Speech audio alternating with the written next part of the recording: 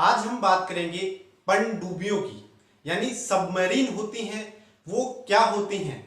लेकिन उससे पहले हम ये जान लेते हैं कि भाई पनडुब्बी को हमें जानना क्यों जरूरी है, यानी हम क्यों उनको समझे एक सामान्य नागरिक के लिए और एक प्रतियोगी जो एस्पिरेंट है, यानी जो प्रतियोगी परीक्षाओं की तैयारी करता है उनके लिए, यानी सबमरीन को हमें जानना क्यों जरूरी है, या भारत की समुद्री जो सीमा है उसके लिए जो सबमरीन है, पनडुब्बी है, उसकी क्या इंपॉर्टेंस है। लेकिन किसी भी चीज को जानने से पहले हमें ये उसका अर्थ क्या है, यानी वो चीज क्या है उसको समझ लेना चाहिए, उसके टाइप्स कौन कौन से हैं। तो सबसे पहले मैं चीज यानी जो चीज बात करूंगा सबमरीन की, यानी पनडुब्बियों की। तो ये पनडुब्बी आखिर होती क्या है, पहले उस चीज की बात करेंगे और उसके बाद में ये बताऊंगा कि भाई कितने प्रकार की हैं पनडुब्बियां। और अभी रक्षा अधिग्रहण जो परिषद है, ठीक है, उसने 6 मतलब पनडुब्बियों को निर्माण की मंजूरी दी है। उससे पहले जो प्रोजेक्ट था, प्रोजेक्ट 70P75, उसके तहत 6 पनडुब्बियों का निर्माण हो रहा था। लेकिन अभी प्रोजेक्ट 75I लॉन्च किया गया है। रक्षा अधिग्रहण परिषद जो है उसने लगभग अनुमानित राशि 43,000 करोड़ रुपए को मंजूरी दी है। मतलब राजनाथ सिंह जो है रक्षा अधिग्रहण परिषद उसकी वो अध्यक्षता करते हैं, मतलब रक्षा मंत्री होते हैं वो उनकी अध्यक्षता करता है रक्षा अधिग्रहण जो परिषद है उसकी। अब जानते हैं कि पनडुब्बी आखिर होती क्या है, यानी सबमरीन की। तो सबमरीन जो होती है यानी भारत की सुरक्षा के लिए, या किसी भी जो देश समुद्री सीमा साझा करता है या उसकी समुद्री सीमा की इंपॉर्टेंस है, उनके लिए पनडुब्बी होना बेहद जरूरी होता है उनकी सिक्योरिटी के लिए। तो पनडुब्बी अर्थात सबमरीन वो एक ऐसा बड़ा जहाज होता है, यानी एक जहाज होता है और बड़ा जहाज होता है जो कि समुद्र में रहता है और राष्ट्र की मतलब सुरक्षा करता है, सिक्योरिटी में लगा रहता है। समुद्री सुरक्षा की मैं बात कर रहा हूं, ठीक है। और साथ में हम ये भी जानेंगे कि भारत किस प्रकार से परमाणु त्रिशंकु राष्ट्र बन चुका है। INS अरिहंत पर जब सागरिका नामक परमाणु मिसाइल को मतलब हमने तैनात किया है तब से, ठीक है। लेकिन आपको करना क्या है, वीडियो को पूरा देखना है, तभी आप मतलब जो अवेयरनेस या इंफॉर्मेशन है आप तक पहुंच पाएगी। अब बात कर रहा हूं मैं पनडुब्बी की, मतलब एक्सप्लेन की वो क्या है। पनडुब्बी एक बड़ा जहाज होता है जो कि समुद्र में रहता है, ठीक है। यानी सबमरीन जो है वो समुद्र में एक ऐसा बड़ा जहाज होता है जो समुद्र में रहता है और राष्ट्र की समुद्री सुरक्षा है उसे सिक्योर करता है। अब आप बात करोगे कि सबमरीन है वो कितने प्रकार की होती हैं। तो सबमरीन सामान्यतः 2 प्रकार की होती हैं और भारत में कौन से प्रकार की सबसे ज्यादा है, जबकि होनी कौन से प्रकार की चाहिए, तो मैं बता देता हूं। भारत के पास जो है वैसे मतलब वर्ल्ड में 2 प्रकार की जो पनडुब्बियां होती हैं। पहली होती है डीजल आधारित पनडुब्बी यानी सबमरीन, दूसरी होती है परमाणु आधारित पनडुब्बी यानी सबमरीन। अब आप बात करोगे कि डीजल आधारित क्या है और परमाणु आधारित। सबमरीन जो होती है एक बड़ा जहाज होता है, समुद्र में निवास करता है, ठीक है, और राष्ट्र की समुद्री सुरक्षा को सिक्योर करता है यानी सुरक्षित करता है। डीजल आधारित जो होती है वो 2-3 दिन में समुद्र से बाहर आती है और डीजल उसमें भरा जाता है और फिर 2-3 दिन बाद में देश की सुरक्षा के लिए वो समुद्र में चली जाती है, समुद्री सुरक्षा को सिक्योर करती है।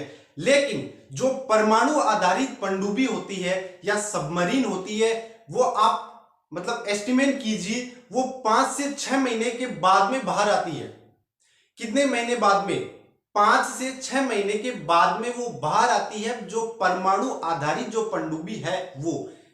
लेकिन जो डीजल आधारित पनडुब्बी है वो 2 से 3 दिन में बाहर आ जाती है, क्योंकि उसे डीजल की खपत हो जाती है, उसे डीजल डलवाने के लिए बाहर आना होता है।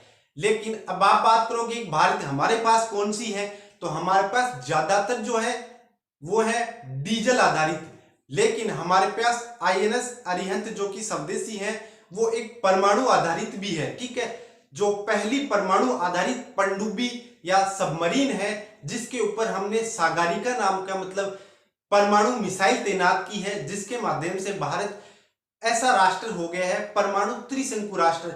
इसका मतलब है परमाणु त्रिशंकु का कि हम हवा से भी परमाणु अटैक कर सकते हैं, जमीन से भी हम परमाणु अटैक कर सकते हैं और समुद्र से भी हम परमाणु अटैक किसी राष्ट्र पर कर सकते हैं। यानी जो सागरिका मिसाइल है उसे हमने आईएनएस अरिहंत जो हमारी परमाणु आधारित जो हमारी सबमरीन है उस पर तैनात किया है, जिससे हम परमाणु त्रिशंकु राष्ट्र बन चुके हैं। जमीन से भी हम परमाणु अटैक करेंगे, हवा से हम करेंगे, समुद्र से हम करेंगे, ठीक है। और ये संभव कैसे हुआ है? आईएनएस अरिहंत जो हमारी पनडुब्बी है डीजल वो परमाणु आधारित है, ठीक है। परमाणु आधारित जो होती हैं वो 5 से 6 महीने में बाहर आती है, ठीक है। और जो डीजल आधारित है वो 2 से 3 दिन या 4 दिन में सामान्यतः बाहर आ जाती है, ठीक है। 1-2 दिन आगे पीछे हो सकता है, लेकिन हमारे पास जो ज्यादा है वो है डीजल आधारित। हमें निर्माण करने की आवश्यकता है परमाणु आधारित। जो परमाणु आधारित है वो 5 से 6 महीने तक सिक्योर करती है और मतलब दुनिया को या दुश्मन राष्ट्र को ये पता भी नहीं चलता है कि यहाँ पे समुद्र में कोई सबमरीन यानी पनडुब्बी अंदर है, ठीक है। अब दूसरी ओर भारत के पास कौन सी मतलब परमाणु आधारित जो है सबमरीन उनकी बात करते हैं तो एक है अकोला क्लास की, जो कि हमने रूस से लीज पे यानी उस पे एक संधि के तहत हमसे उनसे लिया था। अकोला क्लास की जो परमाणु आधारित सबमरीन है यानी पनडुब्बी है जो कि समुद्र में निवास करती है, उसमें हमारे मतलब दिक्कत क्या है कि रूस से रसिया से हमने ले तो लिया, लेकिन हमने संधि की थी। उस संधि में हमने ये कहा कि उस जो अकोला क्लास की जो सबमरीन है उसके ऊपर हम परमाणु मिसाइल तैनात नहीं कर सकते, जबकि उस मतलब सबमरीन की क्षमता है परमाणु मिसाइल को तैनात करने की उसके ऊपर। लेकिन हमने संधि में ऐसी कोई बातें नहीं थी, इसलिए संधि के तहत हम अकोला क्लास की जो हमारी सबमरीन है उस पे परमाणु जो मिसाइल है उसे तैनात नहीं कर सकते। जो एकमात्र है हमारी वो स्वदेशी आईएनएस अरिहंत है, जिसपे सागरिका नामक मिसाइल परमाणु मिसाइल हमने तैनात कर रखी है। अब आपके लिए क्या पूछा जाएगा एग्जाम में? आपके लिए ये पूछेंगे कि भाई आईएनएस अरिहंत क्या है, या भारत की वो कौन सी परमाणु आधारित सबमरीन है जिसपे मतलब परमाणु मिसाइल तैनात की गई है। तो वो सागरिका मिसाइल तैनात की गई है और किस पर की गई है? आईएनएस अरिहंत पर तैनात की गई है, ठीक है। आईएनएस अरिहंत जो कि परमाणु आधारित है और 5 से 6 महीने में समुद्र से बाहर आती हैं, ठीक है। वो समुद्री सुरक्षा करती हैं। भारत की समुद्री सीमा यानी तटीय सीमा वो बहुत बड़ी है। भारत की समुद्री सीमा लगभग 7500 किलोमीटर है, जो कि बहुत बड़ी है। इसलिए हमें सुरक्षा के लिए पनडुब्बियों का होना हमारे लिए बेहद जरूरी है, ठीक है, किसी भी राष्ट्र में। दूसरी ओर चीन की जो नीति है, जैसे डायमंड जो चीन की जो मोतियों की माला स्ट्रिंग ऑफ पल्स है ना, मोतियों की माला, चीन ने जैसे हमको हार पहनाया है चारों ओर से घेरने का, इसको मैं एक्सप्लेन करूंगा। लेकिन इससे पहले अभी तक मैं बता चुका हूं कि पनडुब्बी होती क्या है, यानी सबमरीन, समुद्र में रहने वाला वो बड़ा जहाज होता है जो देश की सुरक्षा करता है। वर्तमान समय में चर्चा इसलिए कर रहे हैं क्योंकि भारत सरकार ने वर्तमान में अभी हाल फिलहाल में 2-3 दिन पहले जो रक्षा अधिग्रहण परिषद है जिसकी अध्यक्षता रक्षा मंत्री द्वारा की जाती है, जिसका गठन 2001 में होता है, वर्तमान में रक्षा मंत्री राजनाथ सिंह ने लगभग 6 मतलब पनडुब्बियों के निर्माण के लिए स्वीकृति या 43,000 करोड़ रुपए के जो अनुमानित राशि है उसको मंजूरी दी है, ठीक है। और प्रोजेक्ट 75I को लॉन्च किया है। इसके तहत ये पनडुब्बियों का निर्माण होगा और 2030 तक इनकी आपूर्ति आनी शुरू होगी, जो कि प्रोजेक्ट 75I के तहत होगा। लेकिन इससे पहले मैं आपको बता दूं जानकारी के लिए कि भारत सरकार का पहले जो मतलब प्रोजेक्ट था वो प्रोजेक्ट था 75, लेकिन अब जो प्रोजेक्ट लॉन्च किया है वो है प्रोजेक्ट 75I यानी प्रोजेक्ट 75 इंडिया। और पहले जो प्रोजेक्ट था वो था प्रोजेक्ट 75। इस प्रोजेक्ट के तहत इन 6 पनडुब्बियों का निर्माण किया जा रहा था जो कि डीजल आधारित है, मझगांव डॉक्स लिमिटेड के द्वारा, ठीक है। ये मतलब फ्रांस जो है कंट्री, वहां से हमें टेक्नोलॉजी हस्तांतरित की गई थी, लेकिन इनका निर्माण जो है वो इंडिया में हो रहे हैं। वो कौन कौन सी है? प्रोजेक्ट 75 के तहत कालवरी, खंडेरी, करंज, वेला, वागीर, वागसीर। पहली कालवरी, खंडेरी, ये करंज, वेला, वागीर और वागसीर। करंज एकदम लास्ट स्टेज पे है। इनका निर्माण प्रोजेक्ट 75 के तहत किया जा रहा है, लेकिन वर्तमान में अभी प्रोजेक्ट 75 आई लॉन्च किया गया है, यानी आई का मतलब यहाँ पे इंडिया है। इसमें रक्षा अधिग्रहण परिषद ने मतलब 43,000 करोड़ रुपए की अनुमानित राशि है उसे मंजूरी दी है। अध्यक्षता रक्षा अधिग्रहण परिषद को आपसे पूछ सकते हैं कि रक्षा अधिग्रहण परिषद की स्थापना कब होती है? 2001 में होती है। कौन उनकी अध्यक्षता करते हैं? तो राजनाथ सिंह वर्तमान में रक्षा मंत्री है, इसलिए उन्होंने अध्यक्षता की थी। ठीक है, आपसे अभी तो रक्षा मंत्री चेंज हो सकते हैं कभी भी, ठीक है, लेकिन अध्यक्ष कौन होते हैं रक्षा अधिग्रहण परिषद के? वो होते हैं रक्षा मंत्री। उन्होंने अभी इस प्रोजेक्ट को लॉन्च किया है। अभी वर्तमान का जो प्रोजेक्ट है वो प्रोजेक्ट 75 आई है। ठीक है, अब बात कर लेते हैं हमारे लिए पनडुब्बी इतनी होना जरूरी क्यों है। ये चीज पहले भी बता चुका हूं कि पनडुब्बी किस प्रकार की हमारे पास सबसे ज्यादा है, डीजल आधारित होनी कौन सी चाहिए, परमाणु आधारित। भाई परमाणु आधारित है, एक बार समुद्री सुरक्षा के लिए समुद्र में गई है तो वो 5-6 महीनों के लिए बाद में बाहर आएंगी, यानी इतने समय के लिए उनकी कोई प्रॉब्लम ही नहीं है। जैसे हमारे पास डीजल आधारित है तो उनमें डीजल 2-4 दिन 3 दिन में खत्म हो जाता है तो वो वापस बाहर आती है। और दुश्मन राष्ट्र क्या करता है, इन्हीं को टारगेट बनाता है, जैसे ही बाहर आती है वो उन्हें निशाना बनाता है। एक दूसरे पे हमारे जो कट्टर हमारा एनिमी दुश्मन है वो चाइना है, ठीक है, वो उन्हें टारगेट बनाता है। अगर हमारे पास परमाणु आधारित अधिक होंगी तो हमारी समुद्री जो सुरक्षा है वो बेहतर सुरक्षित की जा सकती है। ठीक है, पहली कौन सी, आपसे प्रश्न पूछेंगे पहली कौन सी है जिसपे सबमरीन, पहली कौन सी है जिसपे मतलब परमाणु मिसाइल है? परमाणु मिसाइल का नाम सागरिका है, वो है INS अरिहंत। और अन्य कौन सी है जिसपे परमाणु मिसाइल को तैनात तो किया जा सकता है, जो कि अकोला क्लास की है, लेकिन संधि के तहत हम कर नहीं सकते। कहां से मिली? हमें रसिया से मिली है। लेकिन भारत में जो ये स्कॉर्पियन क्लास की जो 70 प्रोजेक्ट 75 है, इनके तहत स्कॉर्पियन क्लास की ये हो रही है। फ्रांस की ने हमें टेक्नोलॉजी हस्तांतरित की है, ठीक है, और भारत में इनका 6 का निर्माण हो रहा है मजगांव डॉक्स लिमिटेड के द्वारा। अब बात करता हूं कि समुद्री सीमा यानी चाइना की क्या पॉलिसी है और उसे चाइना ने हमें किस प्रकार से घेर रखा है। तो चाइना की जो पॉलिसी है, ये देखो, ये चाइना है, ठीक है, चाइना ने क्या कर रखा है हमारे लिए, मतलब हार पहना रखा है भारत को चारों ओर से घेरने के बाद।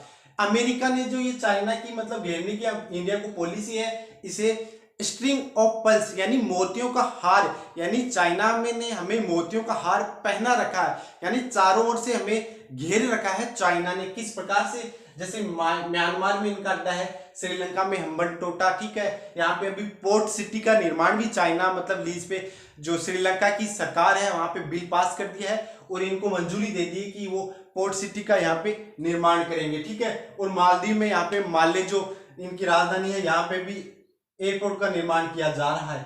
इधर दूसरी ओर ऊपर पाकिस्तान की बात करेंगे तो पाकिस्तान में जो ग्वादर बंदरगाह है उस पर मतलब इसकी पहुंच है। इधर सीपेक है, सीपेक से वापस चाइना जो है मतलब पहुंच रहा है यहाँ तक, ठीक है। यानी ये जो हार हमें पहना रखा है चारों ओर से घेर के चाइना की, इसे मोतियों की माला कहते हैं। या आपसे एग्जाम में किसी में पूछ सकते हैं कि मोतियों की माला क्या है, स्ट्रिंग ऑफ पर्ल्स क्या है, ठीक है, इसे मतलब मोतियों की माला किसने कहा है? तो यूएसए ने इसको कहा है। इस प्रकार से म्यांमार में सितवे यहाँ पे पोर्ट है, इसमें यहाँ पे इसका अड्डा है, किसका है? चाइना के, क्योंकि चाइना ने हमें घेर रखा है। यहाँ पे श्रीलंका में हम्बनटोटा पोर्ट सिटी, मालदीव में माले और पाकिस्तान में ग्वादर पोर्ट, ठीक है, और उधर से सीपेक जो वन बेल्ट जो स्कीम है उनकी, वो चाइना यहाँ तक पहुंच जाता है। यानी चारों से हमने चाइना ने हमको घेर रखा है, ठीक है, ये उनकी पॉलिसी है चाइना की, यानी हमारे लिए चिंता का विषय है। इसलिए हमारी जो समुद्री सीमा है ये भी बहुत ज्यादा है। हमारी ये समुद्री जो सीमा है ये भी बहुत ज्यादा है ऐसे, ठीक है, यहाँ पे। इसलिए हमारे पास पनडुब्बियों को होना बेहद जरूरी है और वर्तमान समय में 6 पनडुब्बियों का निर्माण किए जाने की घोषणा की गई है। उनकी पहली खेप या आपूर्ति होगी वो 2030 तक होगी, ठीक है। ये है स्थिति। पहले प्रोजेक्ट था 75, अब जो प्रोजेक्ट लॉन्च किया गया है वो प्रोजेक्ट 75 आई लॉन्च किया गया है, जिसके तहत 6 पनडुब्बियों का निर्माण होगा। 2030 तक उनकी आपूर्ति होगी। अनुमानित जो राशि है वो 43,000 करोड़ रुपए की होगी, ठीक है। रक्षा अधिग्रहण परिषद पूछ सकते हैं, स्थापना कब होती है, 2001 में होती है।